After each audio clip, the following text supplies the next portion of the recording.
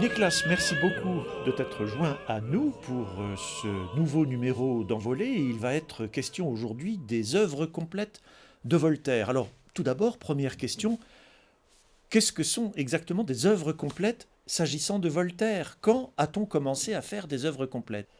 Il est vrai que la question n'est pas évidente, hein, parce que du vivant de Voltaire, on faisait des éditions collectives, des collections d'œuvres, mais qui n'étaient pas complètes dans le sens que nous le comprenons au XIXe ou XXe siècle.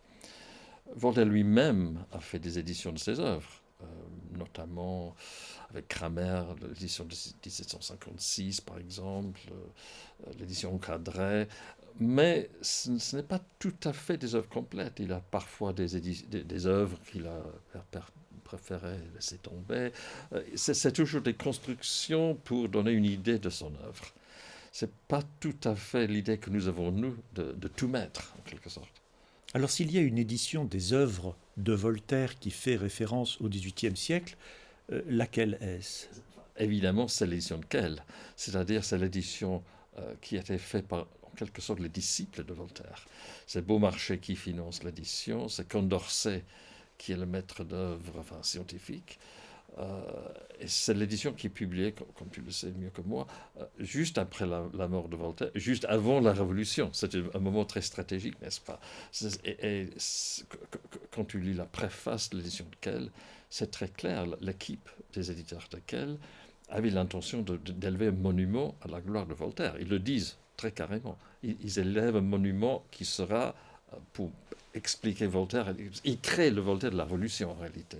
Mais est-ce qu'il n'y a pas un risque, alors, en créant le Voltaire de la Révolution, ou en voulant rendre hommage à Voltaire, en voulant créer un mouvement de béatification, hein, presque, de Voltaire, est-ce qu'il n'y a pas un risque de trahir, finalement, la nature de son œuvre? Évidemment, ils n'avaient pas notre idée de l'esthétique de l'œuvre de Voltaire, évidemment, c'est très différent. C'était conçu quand même dans une perspective très politique.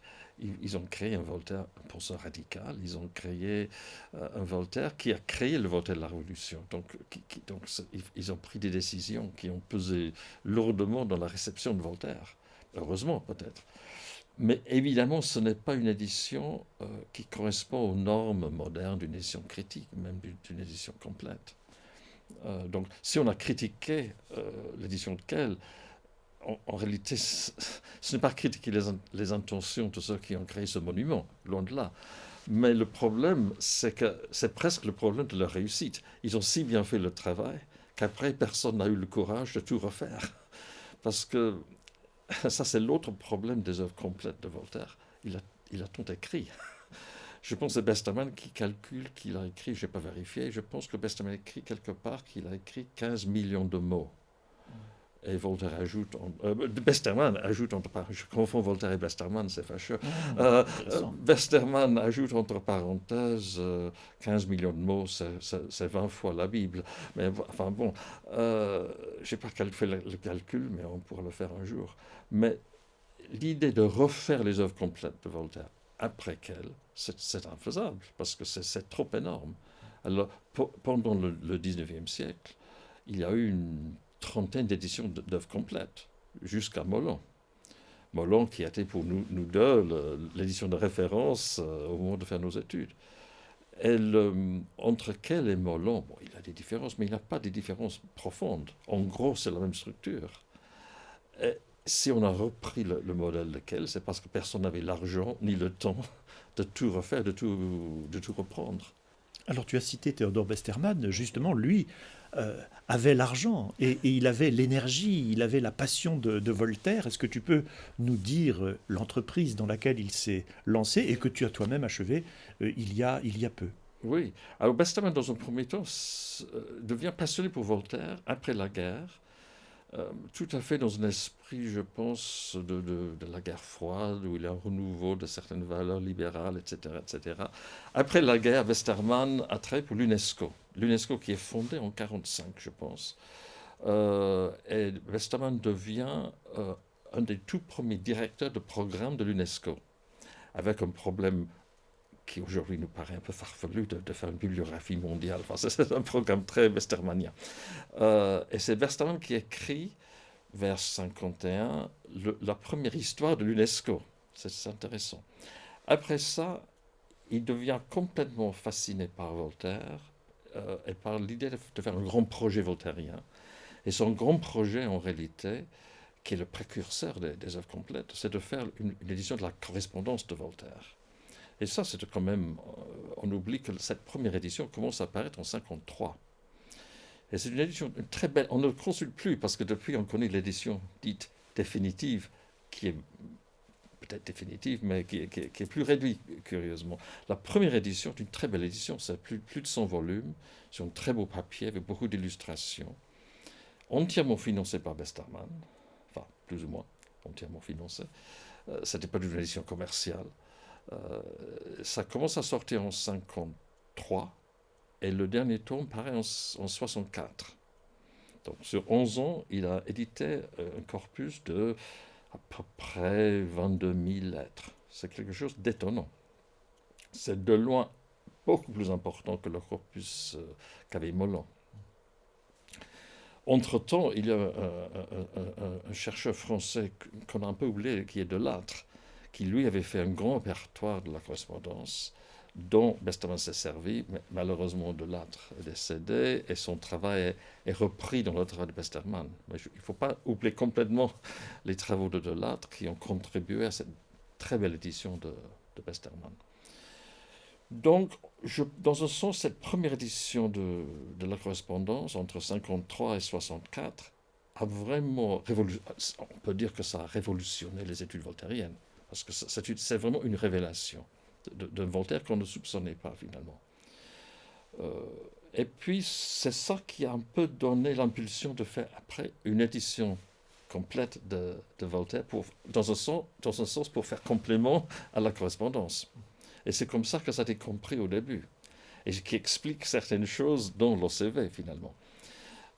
Et ce sont deux professeurs anglais qui ont vraiment eu l'idée à l'origine. C'était William Barber, que j'ai très bien connu, et Owen Taylor, que j'ai connu un tout petit peu. Ils étaient tous les deux profs dans les années 60, ils étaient profs à Londres, tous les deux spécialistes de Voltaire. Et lors d'un congrès à St Andrews, c'était le deuxième congrès international de la science, ils sont allés voir Westermann et lui ont demandé de financer une édition des œuvres complètes de Voltaire.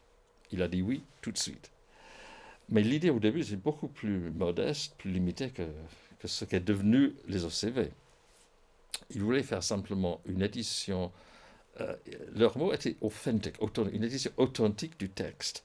Faire un texte des œuvres complètes de Voltaire sans trop d'apparat critique. Un texte avec variantes, mais sans trop d'introduction, de notes, etc.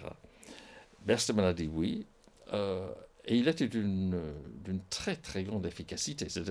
Tout de suite, ils ont créé un comité. Le comité s'est réuni 3 fois, et les premiers tomes sont sortis déjà en 68. Donc les deux ont été rapides. Il y a eu un grand débat dans le comité sur le premier grand choix, en fait, c'était de savoir comment organiser les textes finalement. Ça, c'était le grand débat de ce comité en 67-68. Donc, toutes les éditions des œuvres complètes, depuis Kehl jusqu'à Molon, étaient toujours organisées plus ou moins de la même façon, dans des sections génériques. On commence avec les grands genres, la poésie épique, les tragédies. Après, il y a les histoires, les textes en prose importants en quelque sorte. Et puis les choses plus mineures, les vers, les petits poèmes, les petits textes en prose, vers la fin. Toujours, on essaie de classifier les petits textes en prose. On peut faire des dialogues ou enfin, ce que Voltaire appelle les rogatons, etc. On ne sait jamais vraiment comment les classer, ce qui en soi est quelque chose d'intéressant. Mais en gros, il y avait toujours ce schéma générique. Alors, Westermann a voulu, dans un premier temps, faire quelque chose de plus simple. Il a voulu faire théâtre, prose, vers, puis correspondance. Et c'était la décision au début. Et le comité a changé d'avis en 68. Et c'était le moment très intéressant dans l'évolution des OCV. Et c'était William Barber, qui allait succéder à Westermann comme directeur de l'édition après la mort de Westermann, qui a voulu faire une édition chronologique des textes. Ce qui n'est pas du tout une idée stupide. Au lieu d'essayer de faire des catégories génériques qui finissent toujours par tomber en miettes en réalité, l'idée c'était de publier les textes de Voltaire dans l'ordre de leur création. Enfin, je dis création, c'est un peu vague, on peut revenir là-dessus. Donc l'idée, on ne se soucie plus de dire qu'est-ce que Candide est un conte ou un texte en prose, une satire. Simplement, on insère Candide dans l'année 59, ce qui simplifie les choses d'un côté. Mais ça les complique de l'autre, parce que en réalité, je pense que ce qu'ils auraient dû faire, ça serait de classer les textes par ordre de publication. Parce que Voltaire a laissé très très peu de textes impubliés. Il y en a quelques-uns, mais très très peu. Et Voltaire publie beaucoup. Et normalement, la date de publication est quelque chose qu'on peut affirmer sans aucun problème. Et en plus, ça aurait expliqué la réception des idées de Voltaire. Mais Barber a eu une idée un peu différente. Il a voulu mettre les textes dans l'ordre de leur conception. In English, the phrase he said was in the order of their substantial composition. Alors, qu'est-ce que ça veut dire? Alors, normalement, Voltaire est quelqu'un qui travaille vite. Il a une idée, il écrit, il publie. Donc, normalement, ce n'est pas trop compliqué. Mais il y a certains textes où la composition ne coïncide pas forcément avec la publication. Et donc, ça crée des complications. On prend un exemple, l'Épître à Uranie, qui est quand même un texte très important pour comprendre l'évolution du déisme de Voltaire. C'est un texte absolument clé.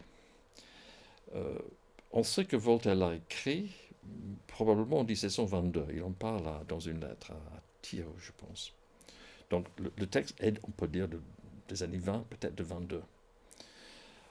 Mais quand est-ce que vous-il le publie? C'est en 72, 50 ans après. Bon, il y a d'autres publications avant, mais qui ne sont pas des publications autorisées de Voltaire. Donc il y a un écart d'un demi-siècle entre c'est une exception, mais il y a un écart de demi-siècle entre la création du poème et la publication officielle de Voltaire. Entre-temps, on peut dire que le texte a vraiment circulé au début des années 30, parce que c'est autour de 32, il est très clair que Voltaire a lâché un manuscrit à Paris, même plusieurs. Ça circule et on publie des réponses, dans le Mercure par exemple. Tout ça autour de 1732. Et Voltaire est tellement agacé par ces réponses qu'il répond à son tour à ces réponses, non pas ouvertement, ce n'est pas son style, il répond de façon indirecte dans la lettre 25 des lettres philosophiques. Donc on peut dire que du point de vue de la réception, l'Épître à Uranie appartient au début des années 30. Et donc la date de composition, la date de publication et la date de réception sont trois dates très différentes et qui appartiennent à trois moments très différents de la carrière de Voltaire. Donc d'où la complication de faire une édition chronologique. Mais cette édition des œuvres complètes de Voltaire, des OCV, la Voltaire Foundation d'Oxford en est venue à bout finalement. Il aura fallu plusieurs dizaines d'années, mais elle est maintenant complète et c'est l'édition de référence. Oui, avec tous les défauts qu'elle peut avoir, elle est complète et on peut maintenant voir, ça donne une vision globale de la chose qui est quand même qui est importante, qui permet maintenant de repenser certaines choses. Évidemment, on commencerait maintenant, on le fait autrement, différemment, mais ça serait le cas de tous les grands projets, je pense. Alors justement, quel est l'avenir des œuvres complètes de Voltaire et plus généralement des œuvres complètes d'ailleurs des autres auteurs du XVIIIe siècle? Comment va-t-on se satisfaire? Comment va-t-on traiter de l'apport de l'électronique? Y a-t-il un projet en cours qui mériterait d'être développé? Oui, le projet de numériser les OCV est déjà en cours. Et nous avons même commencé la numérisation, parce que c'est un projet aussi gigantesque. On a commencé déjà avant la fin de l'édition imprimée. Donc, le projet, dans un premier temps, on allait appeler ça Digital Voltaire. Mais finalement, le titre a changé parce que les maisons d'édition nous ont dit, mais dans 10 ans, dans 20 ans, toutes les éditions seront digital. Donc, c'est autre chose.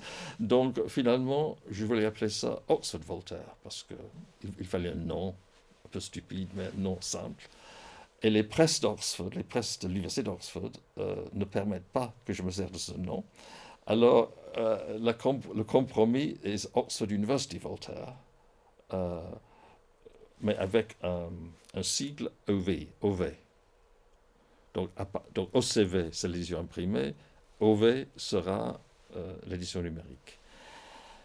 On prépare OV depuis maintenant 5 ans et ça va être lancé à la fin de cette année et commercialisé à partir de janvier 2026, où nous aurons pour la première fois, dans une seule base de données, les lettres et les textes et les marginalia. C'est pour la première fois, on va faire des recherches entre tous les éléments différents de ce corpus, qui est quand même énorme. De telle sorte que ce numéro d'envolée pourrait presque paraître comme un placard publicitaire. Là, j'espère bien. Oui. C'est très bien. Et la correspondance se trouvera associée à cette publication électronique des œuvres? Oui. Alors, c'était une des décisions qu'il fallait prendre parce que c'est la seule partie de l'œuvre qui était déjà numérisée. Quand je suis devenu directeur de la Voltaire Foundation, mais à la fin du dernier siècle, le premier projet que j'ai eu, c'était de numériser les correspondances de Voltaire, de Rousseau et d'autres, toutes les éditions de la Voltaire Foundation, pour faire une base de données où on pouvait chercher entre les correspondances. Donc c'est Electronic Enlightenment, qui existe maintenant, commercialisé depuis 2009. Donc ça existe déjà depuis un certain moment. Et c'était très bien pour son époque. C'est un projet novateur à l'époque, et qui est très utile, qui permet de faire des recherches dans la correspondance, mais quand même qui n'est pas parfait. C'est-à-dire que depuis, j'ai compris qu'il y a des fonctionnalités qui manquent, il y a des types de recherches qui sont difficiles dans cette base de données. Et en plus, la construction de la base de données ne facilite pas des ajouts et des révisions, ce qui est quand même un défaut assez majeur. Donc, il fallait prendre une décision pour l'OV. Est-ce qu'on reprend la numérisation qui existe déjà ou est-ce qu'on recommence à partir de zéro? Ce qui est plus coûteux, mais ce qui nous donne plus de liberté. Et on a pris la décision de tout refaire. Donc, en fait, on refait l'édition de la correspondance sur une nouvelle plateforme avec une nouvelle fonctionnalité. Mais c'est un projet qui me tient à cœur parce que je suis devenu très, très, très fanatique, très fanat de cette correspondance. C'est un des aspects de Voltaire qui me fascine le plus. Il y a des richesses dans la correspondance. Et en plus, on continue à découvrir des manuscrits. Il n'y a presque pas un mois qui passe sans qu'un nouveau manuscrit fait surface dans une vente ou dans une archive. Et on continue à trouver des choses, même des lettres importantes parfois, qu'il faut ajouter au corpus. Et puis, je pense aussi, avec la correspondance, il y a tout un aspect matériel, l'importance du manuscrit, l'importance des mains, l'importance de voir des lettres, où parfois il y a 2 mains qui s'entremêlent. Il y a beaucoup de détails, matériaux dans le manuscrit qui sont parfois passés sous silence dans l'édition de Westermann. C'est pas du tout une critique que je fais de Westermann, c'est lui qui a fait la première édition. Mais ceux qui viennent derrière peuvent essayer de faire un peu mieux, évidemment. Westermann a travaillé très vite pour faire la première édition en 11 ans. Donc, c'est absolument pas une critique que je fais de son travail, mais on comprend qu'on peut faire mieux, évidemment. Alors maintenant, tu as une vision rétrospective possible de tout ce travail des OCV, des œuvres complètes de Voltaire. Et s'il fallait retenir une œuvre finalement parmi toutes celles qui ont été publiées, quelle est celle qui t'a fait dresser les cheveux sur la tête ou qui au contraire a développé encore un enthousiasme supplémentaire? Enfin, quelle est celle que tu retiens le plus? J'avoue que j'ai c'est pas le plus important, mais j'ai un grand faible pour le commentaire historique euh, par l'auteur de la Henriade. C'est-à-dire, c'est une œuvre autobiographique que Voltaire publie 2 ans avant sa mort. On peut dire le commentaire historique. C'est un texte c'est un des textes qui a été plus ou moins, on peut dire, détruit par les études de Kehl. Et c'est un texte complètement bizarre. C'est un texte en 3 parties. Comme tu sais, la première partie est un texte en prose qui décrit à la 3e personne la vie de Voltaire. Mais c'est écrit dans un style très plat, très neutre, même un peu ennuyeux, à tel point qu'on a dit que ce n'est pas de Voltaire, et on a dit que ça doit être écrit d'un secrétaire ou de quelqu'un d'autre, parce que ça n'a pas vraiment la vitalité voltairienne. Et en plus, c'est écrit par un tiers. Suit une deuxième section où il y a 31 lettres. Certaines lettres inconnues, donc Westermann les a pris et il les a mises dans la correspondance, carrément. Alors, il est allé un peu vite parce que quand on les étudie de près, il y a des lettres qu'on ne connaissait pas avant, il y a des lettres peut-être inventées, il y a certainement 1 ou 2 lettres qui ont été, disons, améliorées, perfectionnées, on pourrait dire trafiquées. Enfin, c'est un recueil de lettres qui est, disons, une œuvre de fiction en partie. Et puis, en 3e lieu, il y a un petit poème, Sésostris, qui en fait déclare, est un poème qui déclare l'importance du jeune roi Louis XVI qui vient de monter au trône et qui en plus montre son soutien au ministre Turgot, qui va être démis de ses fonctions bientôt après la publication du commentaire historique, mais ça c'est une autre histoire. Voltaire là a mal jugé. Alors, face à une œuvre où tu as un récit en prose, 31 lettres, un petit poème, que font les œuvres de Kehl? Hop, il met la partie en prose dans les textes en prose, les lettres, il fiche dans la correspondance, le poème, ça part dans les petits poèmes. Donc on perd complètement l'esthétique de ce texte qui est vraiment bizarre. Et entre la première édition, qui est de 1776, et l'édition de la VF, il n'y a aucune réédition du texte. Le texte disparaît complètement. Donc ça m'a fait plaisir de reconstituer un texte. Bon, après, il faudrait faire une édition de poche, ou il faudrait faire que ce soit un texte plus connu. Mais là, c'est un des textes. L'autre texte, bien sûr, pour lequel j'ai une grande affection, c'est les questions sur l'encyclopédie. Aussi un texte des années 70. Aussi un texte qui était complètement, on peut dire, démantelé par les œuvres de Kehl. Tout à fait. Mais tout cela nous amène évidemment à nous interroger sur la représentation de Voltaire aujourd'hui. Maintenant que les œuvres complètes sont publiées, maintenant qu'elles sont achevées, que retient-on de Voltaire? Et que lisent les gens aujourd'hui de Voltaire? Quel est le Voltaire qui les intéresse? Quelle perception as-tu de cette réception contemporaine de Voltaire? Oui, c'est une question tellement importante parce que lorsque Westermann a commencé son édition de la correspondance après la guerre, au moment de la guerre froide, Voltaire est encore considéré comme, je pense, peut-être l'auteur principal des Lumières françaises, ou je pense qu'on peut dire ça. Depuis, il y a eu montée des études sur Diderot. On ne peut pas dire montée des études sur Rousseau, mais Rousseau est devenu quand même plutôt un auteur de premier plan. On pourrait presque dire que Voltaire est moins étudié de nos jours que les autres philosophes. Alors paradoxalement, le temps de préparer les œuvres complètes de Voltaire, qui est presque un demi-siècle, c'est le demi-siècle pendant lequel l'étoile de Voltaire a plus ou moins connu un déclin. Et ça pose la question de comment placer Voltaire dans le siècle des Lumières. pourquoi est-ce qu'on parlait du siècle de Voltaire? Pourquoi pas le siècle de Rousseau, ou de Buffon, ou de Montesquieu?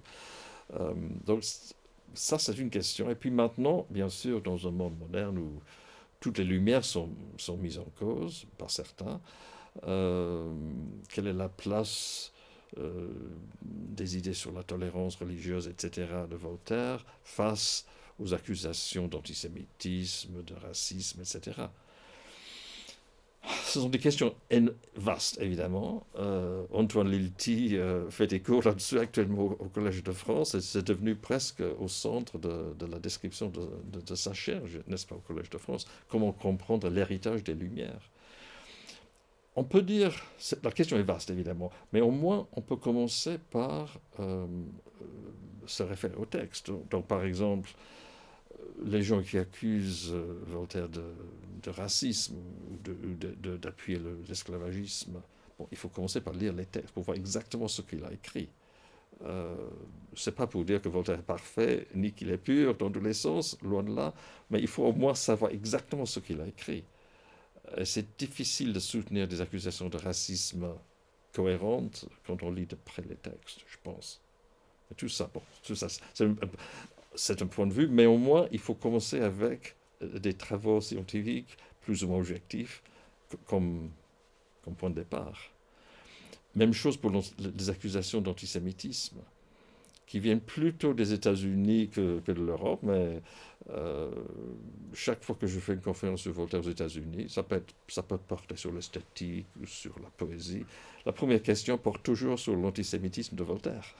C'est devenu un fait culturel. Antoine Lilti a montré récemment que les accusations sérieuses d'antisémitisme contre Voltaire commencent au moment du nazisme. Finalement, c'est une création du milieu du XXe siècle. Donc il faut mettre en contexte toutes ces accusations, mais toujours en retournant au texte. Oui, effectivement. Je vais pas esquiver ta question parce qu'elle est compliquée, mais... Non, mais c'est le retour au texte qui va permettre effectivement, c'était d'ailleurs ce que disait également dans un précédent numéro d'Envolée Catherine Volpillac-Auger, il faut revenir au texte de Montesquieu pour Montesquieu, au texte de Voltaire pour Voltaire, c'est ce que nous permet l'édition des œuvres complètes, mais c'est une œuvre de très longue haleine. Alors, toi-même, comment en es-tu venu à Voltaire? Car enfin, tu as passé 50 ans de ta vie sur l'œuvre de Voltaire, sur la correspondance de Voltaire. Que le temps passe vite. Que le temps passe vite. Alors, comment, petit garçon, en es-tu arrivé à t'intéresser à Voltaire? Est-ce en mangeant tes premiers bonbons que... Non. Je ne peux pas dire honnêtement que j'ai toujours été attiré par Voltaire, mais je peux dire que j'ai toujours été attiré par le XVIIIe siècle, par le siècle des Lumières. Et déjà, même au lycée, on m'a donné à lire des textes du XVIIIe qui m'ont beaucoup plu. Déjà comme étudiant au niveau de licence, j'ai beaucoup affectionné... j'ai toujours beaucoup aimé le XVIIIe siècle. Et je pense que mais j'ai fait ma thèse plutôt sur les questions de l'esthétique de l'Ancien Régime. Donc, ce n'était pas du tout une thèse sur Voltaire. Et quand je suis devenu professeur, l'auteur sur qui j'ai le plus travaillé au début, c'était Diderot, finalement. Je pense que j'aurais pu... Si je ne serais pas devenu directeur de la Voltaire Foundation, j'aurais peut-être plus écrit sur Diderot. Mais en devenant directeur de la Voltaire Foundation, bon, il y a une part de recherche dans ce boulot, il y a une part de travail administratif, il fallait gérer l'édition. Et à force de gérer l'édition, je suis devenu évidemment complètement obsédé par Voltaire. Et du moment où il y avait des problèmes dans l'édition, des livres ou des éditions qui étaient difficiles à sortir ou qui posent des problèmes, c'est toujours parce qu'au fond, il y avait des questions scientifiques qui m'intéressaient. Comme on vient de parler du commentaire historique, il y a une édition qui était très ancienne, qui était problématique, qui était impubliable en fait. Quand j'ai vu le problème, je l'ai pris en main, j'ai creusé les questions et puis j'ai compris que c'était un texte absolument fabuleux qu'il fallait refaire de fond en comble. Enfin. Donc, je pense que je suis du voltairiste à force d'être obligé de faire les œuvres complètes de Voltaire. Et comment transmettre alors cet héritage voltairiste, cet héritage voltairien?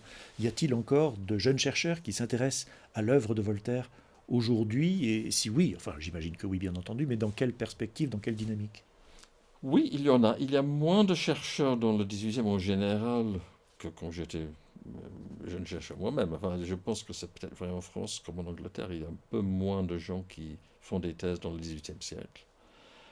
Mais en même temps, euh, je pense qu'à force de faire les éditions, ça crée un intérêt. À force de faire l'édition numérique, ça peut aussi créer des vocations. Parce que je pense que l'édition numérique des OCV, l'OV, va créer, en fait, ça crée de nouvelles frontières de recherche. Ça va créer des liens, des liaisons entre textes, entre thématiques, auxquelles on n'avait pas forcément songé auparavant. Euh, donc j'espère qu'à force de faire des éditions scientifiques, ça peut aussi créer de nouvelles pistes de recherche et créer peut-être de nouveaux doctorants.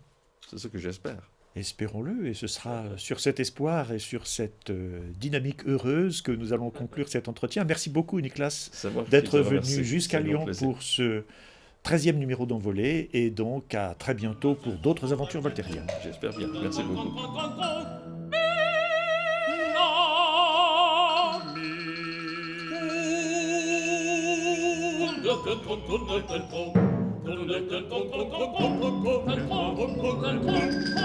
Thank you.